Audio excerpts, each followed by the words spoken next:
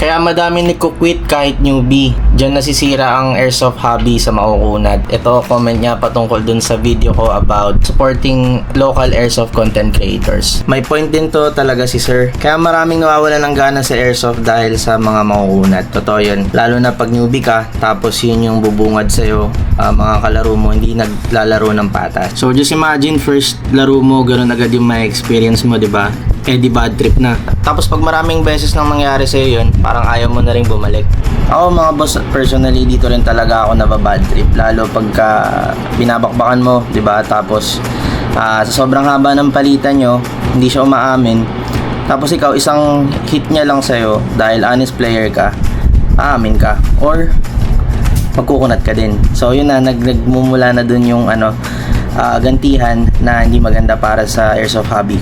Pero kung iisipin nyo mga boss, marami din na talagang nandaraya sa kahit anong mga competitive games.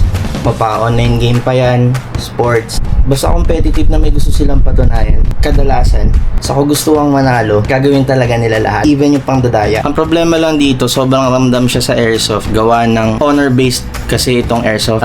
Nakadepende siya sa honesty at integrity ng mga naglalaro. At sa totoo lang, dahil din dito, kaya hindi makonsiderang official sport itong airsoft.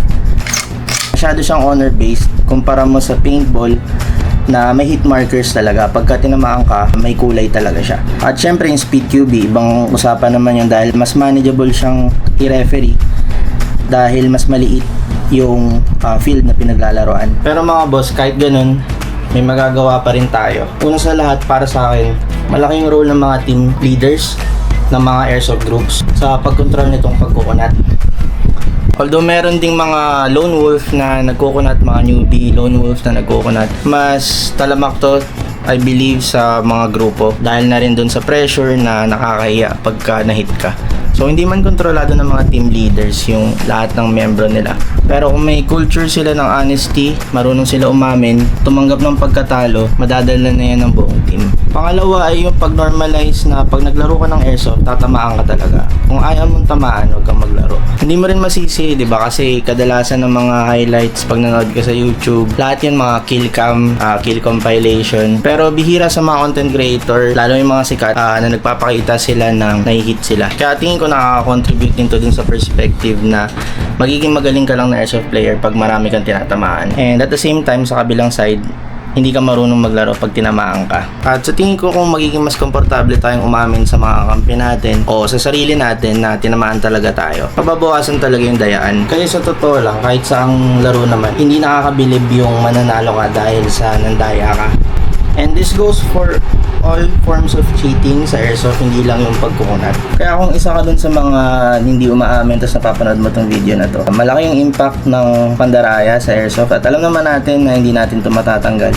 Pero maganda sana kung mababawasan at magmumula yun sa'yo. At pangatlo, malaki rin yung role dito ng mga admin ng mga game site. Kasi kung kada may marereport na nandadaya tapos hindi nyo wina-warningan, hindi nyo binaban, wala din. At kung newbie ka naman, naka-witness ka o naka-experience ka ng pandaraya, makukunat, ilapit mo agad sa admin at sila nang bahala doon. Hindi mo na trabaho na makipagtalo o makipag-away. At the end of the day, laro lang naman tong lahat. Naglalaro lang tayo ng mga plastic BBs. So, nothing too serious. Wala namang at stake dito. So, enjoyin lang natin dahil yung mga pandaraya, hindi na talaga yan mawawala. So, ayun lang muna mga boss. Salamat. At enjoy lang tayo. At nitong linggo, pag may na-encounter ka na makukunat, rat-ratin mo.